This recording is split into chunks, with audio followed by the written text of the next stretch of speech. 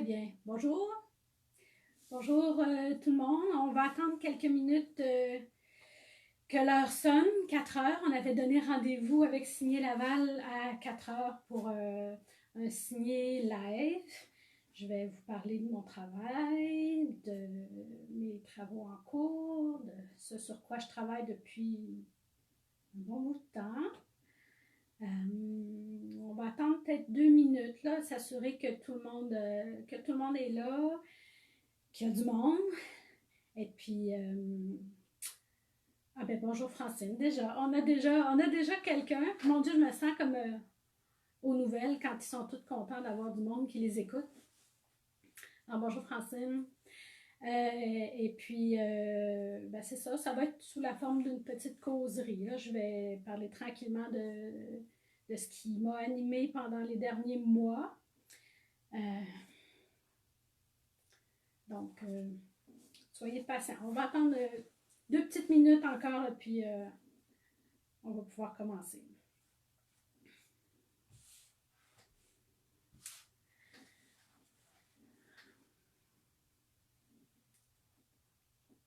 Ben, j'espère qu'il va y avoir des gens. On a fait quelques invitations.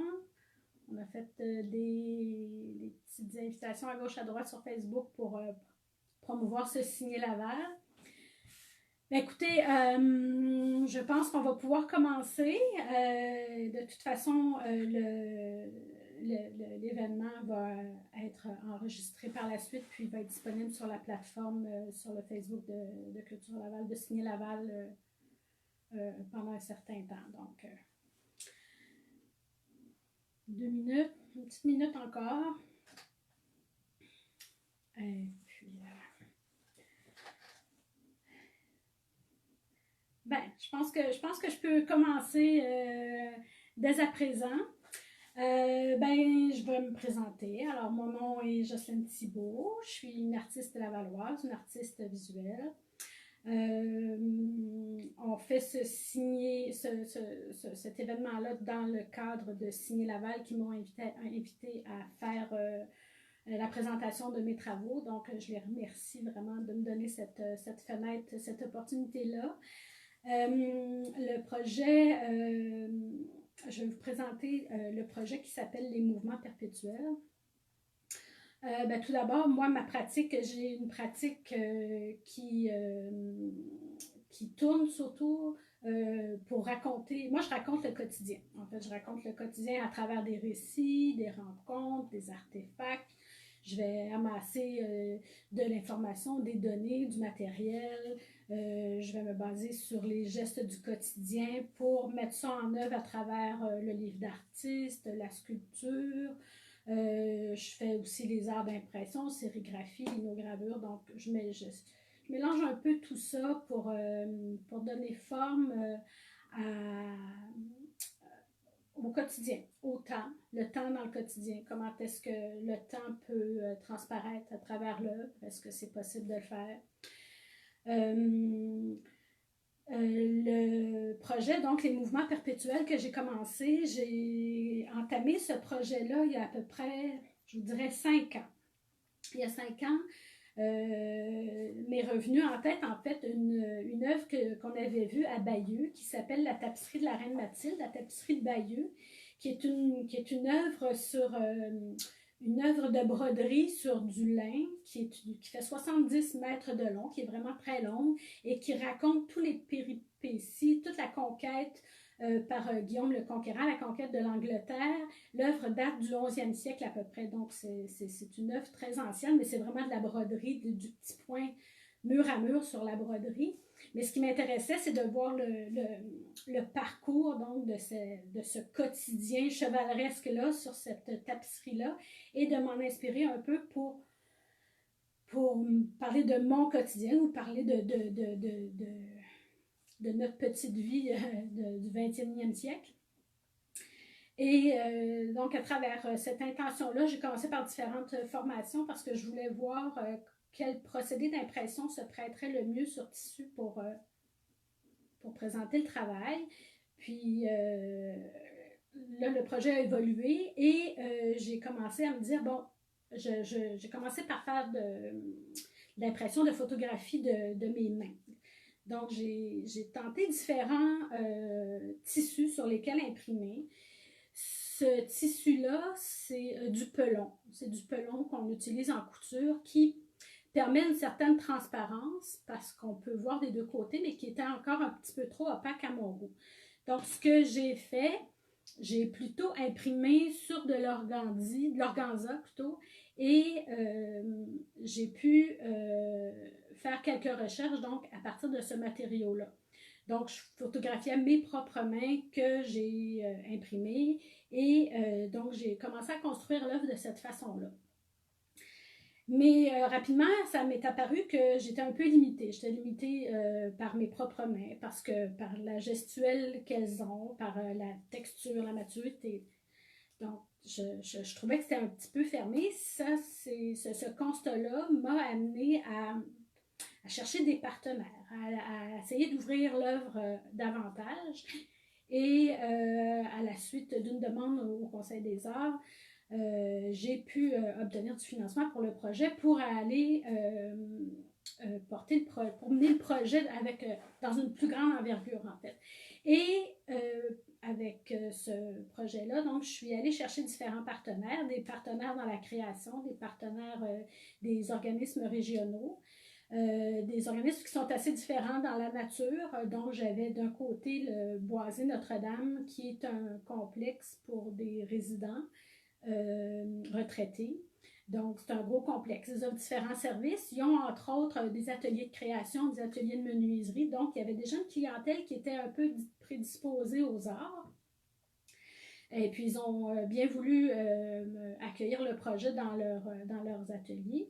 Ensuite de ça, j'ai eu l'aval aussi de l'Entraide Pontvillot, qui est un organisme communautaire à Pontvillot, qui, eux, en fait, offrent des services de soutien aux familles, des classes de francisation qui vont faciliter l'intégration des nouveaux arrivants, des services de garde, de l'aide aux devoirs. Donc, c'est vraiment une clientèle qui est très différente du Boisé Notre-Dame.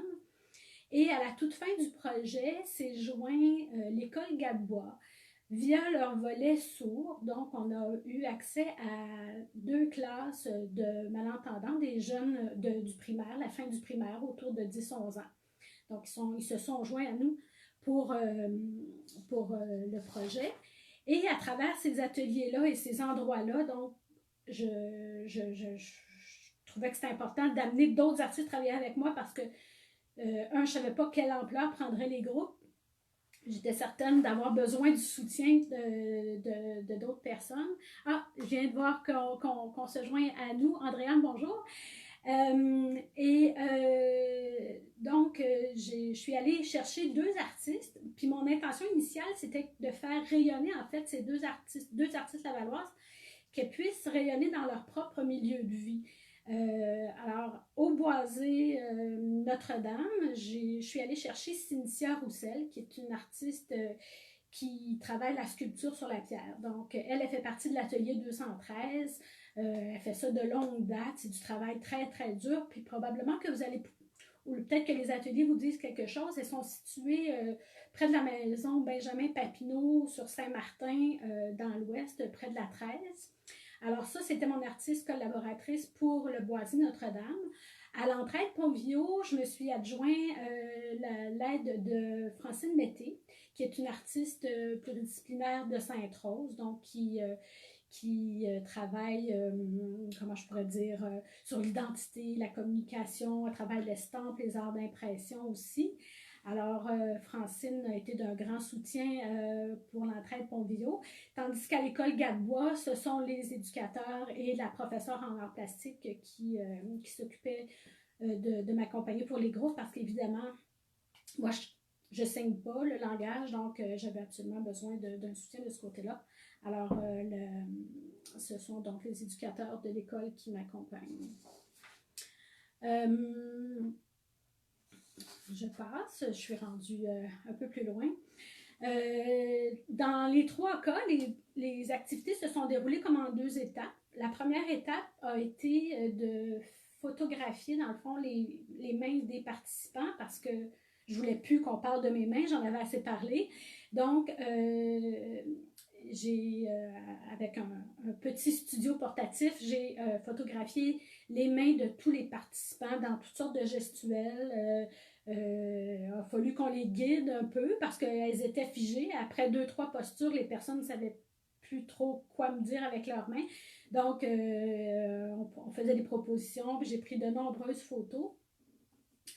Et pour moi, c'était important donc d'avoir des clientèles différentes, puis d'avoir des maturités différentes, d'avoir des gestuels différentes, des grains de peau différents. Donc, c'est un peu ce qui m'a motivée dans la recherche de mes partenaires, m'assurer que ça amenait une diversité au moins sur le sujet principal.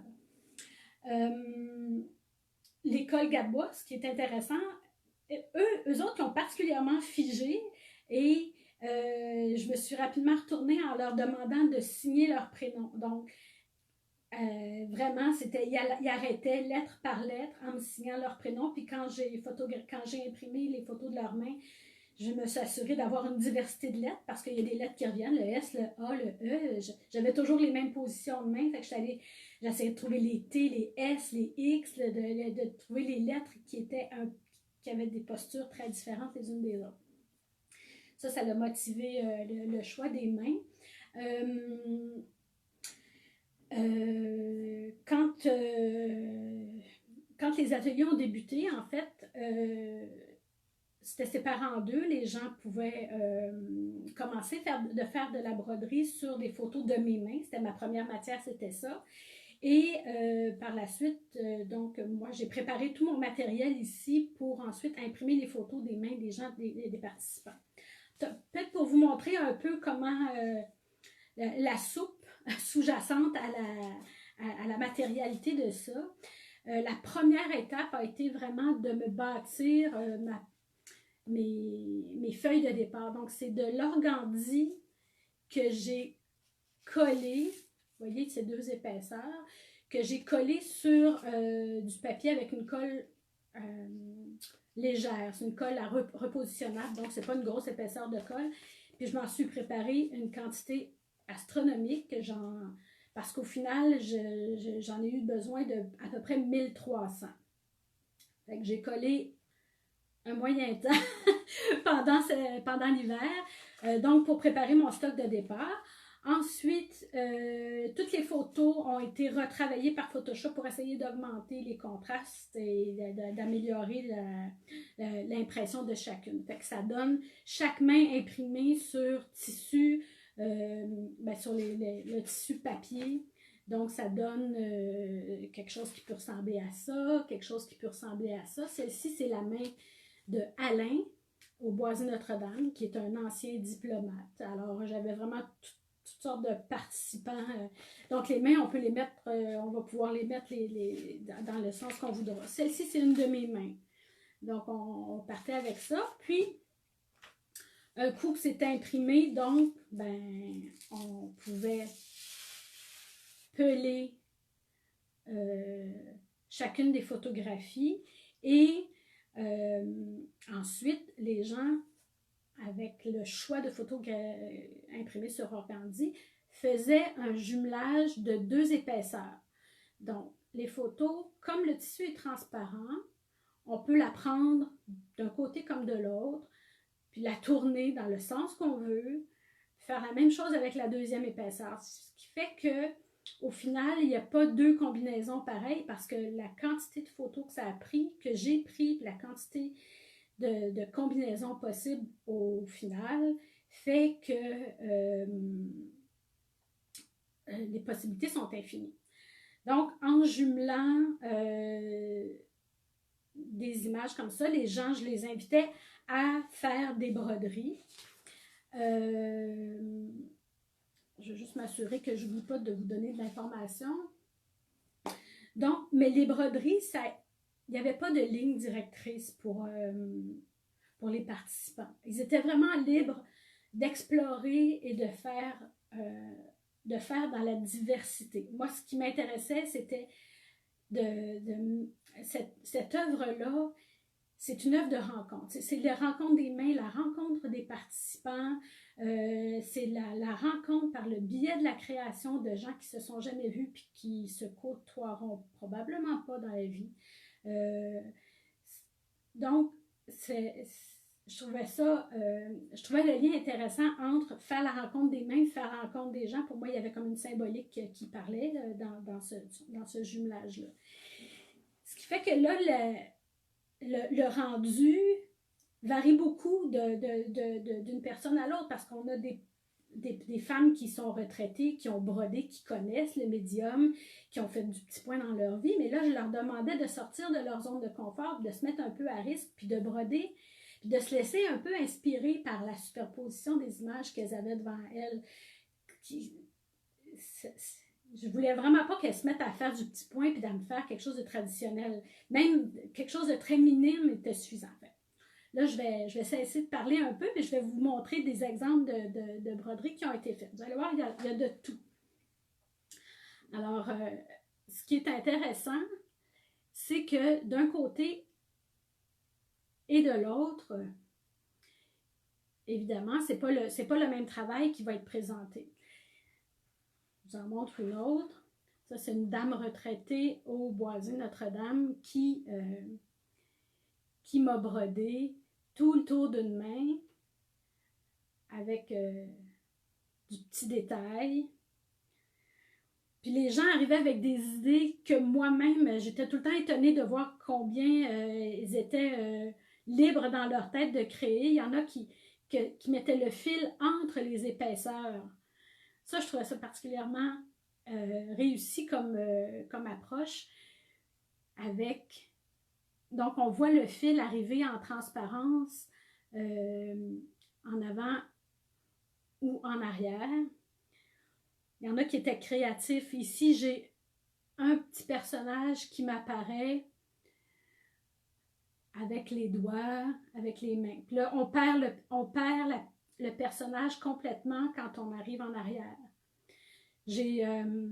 Dernièrement, j'écoutais le film Casse-tête chinois et il y avait un des comédiens qui citait un philosophe, Schopenhauer.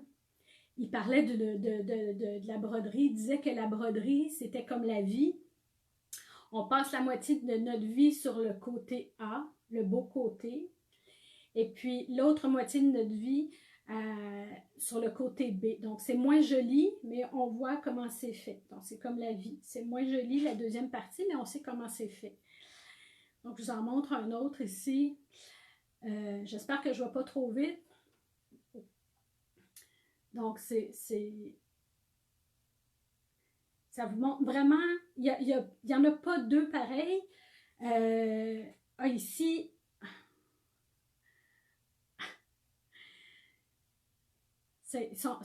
ils ont été tellement créatifs, les gens de tous les groupes, des 3 groupes.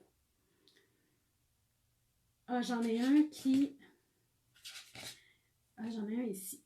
Celui-là, il est particulièrement intéressant pour ma petite citation. En fait, celui-ci, il est composé de petits X tout le long, tout autour des mains. Tandis qu'au dos, on se retrouve avec ce labyrinthe-là qui est vraiment pas du tout apparenté au côté A. Alors, puis tout le long de l'exercice, ce qui a été intéressant aussi, c'était de voir à quel point les gens étaient contents de partager, étaient contents de participer, puis il y avait un sentiment d'appartenance au projet.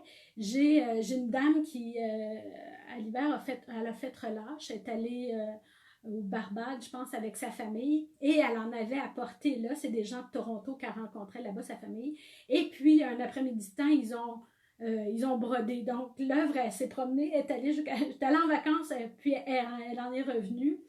Il y a une autre dame, je vous montre ça ici. Ils font un calendrier familial à chaque année. Et puis, elle a fait l'honneur de me mettre en première page, donc de son calendrier. Elle a mis une photo d'une des broderies dans le mois de janvier. Donc, j'étais particulièrement touchée de voir que les gens s'appropriait l'œuvre, puis il tenait vraiment à cœur. Donc, il y avait... donc, vous allez peut-être vous demander comment est-ce que tout ça va prendre forme au final. Là, je vous ai parlé que j'avais 1300 feuilles que j'avais préparées. Donc, statistiquement, ce qui est intéressant, c'est que j'ai... mon Dieu, c'était... Je ne sais pas si j'ai la... J'ai donc 35 participants qui ont pris part au projet en tout, à travers 12 ateliers, et même qu'à la fin de l'atelier, le dernier atelier n'a pas pu avoir lieu parce que le confinement a commencé. Donc, les dernières brodeuses de l'entraide Pontvillot et du Boisé Notre-Dame aussi, il y a des dames qui en ont pris. Les gens en ont ramené à la maison, en ont fait dans l'isolement. Donc, d'une œuvre qui se voulait une opportunité de rencontre, tout à coup, c'est devenu une opportunité de solidarité. Alors, les gens qui en ont pris, ont fait ça dans leur isolement, dans leur propre confinement, puis on s'est organisé pour aller chercher ça, mettre les copies en quarantaine, puis attendre que tout ça soit décontaminé avant que je puisse les manipuler ici. Puis je trouve que l'œuvre est particulièrement pertinente dans le temps du confinement qu'on vit avec la COVID, avec les mains qu'on doit laver continuellement, qu'on n'a plus le droit de toucher, qu'on n'a plus le droit il faut faire attention à ce qu'on touche, puis le gouvernement qui nous répète sans cesse de nous laver les mains, de nous laver les mains, puis qu'il faut rester isolé alors que l'œuvre, c'est une œuvre de rencontre. Alors je trouve qu'elle se présente bien dans le contexte actuel. Alors, c'est donc 1280 photos de mains qui ont été assemblées. Dans ça, il y a 275 photos différentes, au moins, c'est dire la variété des assemblages qui ont été possibles. Et j'ai calculé que ça nous a pris 600 mètres de fil rouge pour venir à bout de ces broderies-là. Alors, je vous en montre quelques dernières. Qui est celle-ci, qui est particulièrement éclatée. De l'autre côté aussi, c'est assez différent. Et puisqu'on est dans le contexte de la COVID, on n'y échappe pas. Je me rappelle plus si c'est Hélène qui a fait celle-ci. Donc, une petite bactérie qui va faire partie de l'œuvre. Donc, tout ça sera assemblé dans une grande structure sculpturale. Alors, j'ai procédé quand même assez méthodiquement pour faire des assemblages pour pas que tout le même genre soit pris ensemble et que ce soit déséquilibré visuellement. Donc, je fais un assemblage. J'ai commencé par enjumeler, par coudre. Tout ça va être cousu ensemble, donc 2 par 2. Ensuite, je me fais des grandes lisières et je rassemble tout ça dans une immense structure qui va faire... chaque panneau fait, mon Dieu, c'est-tu 3 mètres par 1 mètre 50, je pense? 3 x 3, 9, 12, 19. 19 pieds, ça fait combien de mètres? Calculez-le. Et je vous montre, là j'ai un panneau de réaliser pour l'instant. Je suis en processus d'assemblage. Donc, ça va... si je me recule, là, vous voyez que le panneau est grand. Donc, j'ai 8 panneaux grands comme ça. Donc, 8 panneaux comme ça qui seront assemblés, cousus. Et pour vous donner un peu une idée de comment est-ce que l'œuvre et le corps vont interagir avec l'œuvre, j'ai préparé une maquette, en fait, qui m'a aussi servi à vendre le projet auprès de mes partenaires, qui est ceci.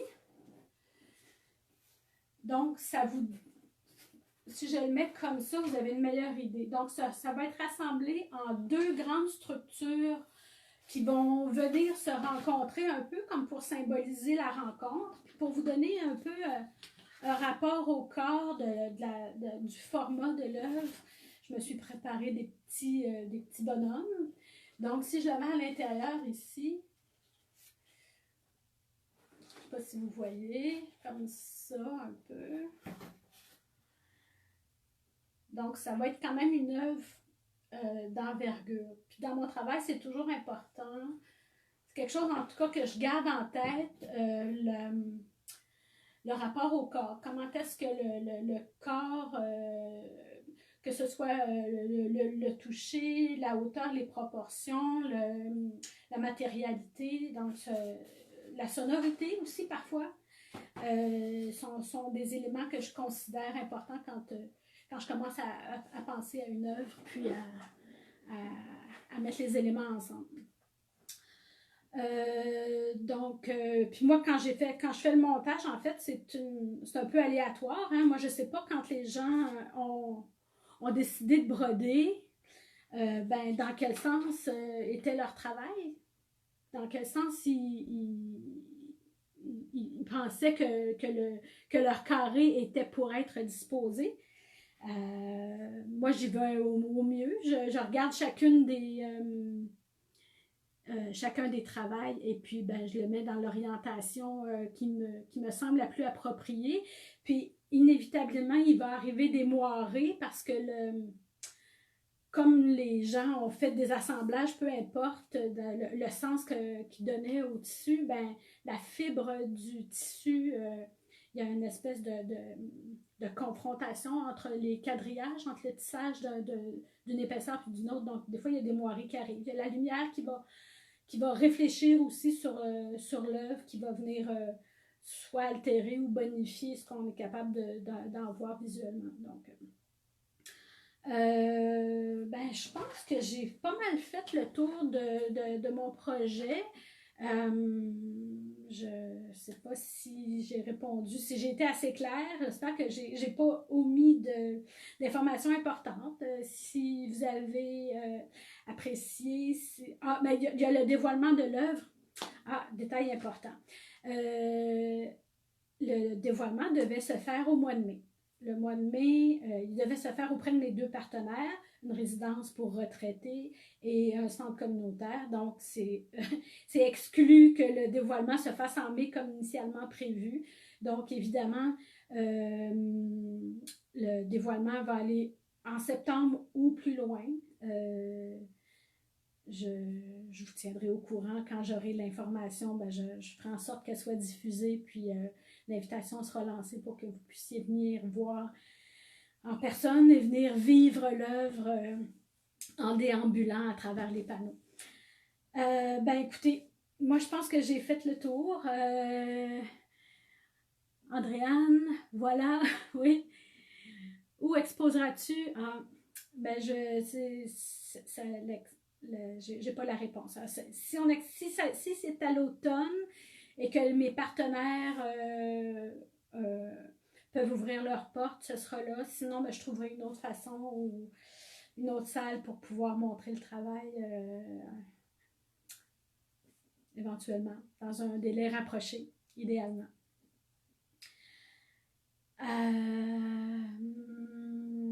Voilà. Ça conclut ma présentation. Je peux regarder si vous avez des questions. Je pense pas. Eric. Ah, bonjour Eric. Oui, s'il vous plaît. Qu'est-ce que tu veux dire? Oui, s'il vous plaît. C'est l'information pour la diffusion, probablement, que tu... éventuellement. Quand je la saurai, évidemment que ça va me faire plaisir de... Ah, Hélène. Bonjour Hélène. Oui. Ah justement, je me demandais, Hélène, si tu es là, est-ce que tu peux me confirmer? Est-ce que c'est toi qui avais fait cette COVID? Ce coronavirus? C'était chouette? Ah, temporairement sur le domaine public. Ah, ça me ferait plaisir que ce soit temporairement ou de longue durée, n'importe où. Moi, mon seul but, c'est qu'elle se soit vue. Alors, c'est sûr qu'on ne crée pas dans le fond de nos ateliers pour que les œuvres restent pliées en 4 puis cachées dans des boîtes. Mais les espaces de diffusion étant ce qu'ils sont et sont peu nombreux, on essaie de tirer notre épingle du jeu, puis je vais faire de la sorte. Je vais tirer mon épingle. Mon épingle à broder. Alors, écoutez, je vous dis au revoir. Et puis, merci d'avoir passer ce bout de temps avec moi à Signer Laval. Bonne fin de journée!